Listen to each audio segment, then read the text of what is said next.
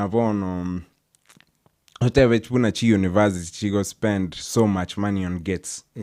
Navono noroche Egerton University spent like 76 million on a gate, yet they can't afford to pay their lecturers. So you can confirm Egerton was 70 something million.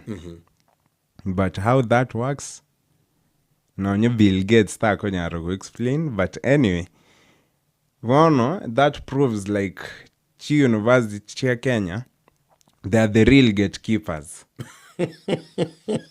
Karadire komenya gotebuguna ki egeita egasiaye no protect valuable items. But what about Chi University chinde vuna Kabianga tadio kobonera lakini Kabianga University au bobwate egeita as their most valuable item. What do they do?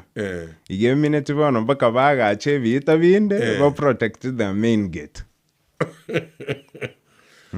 So ridiculous.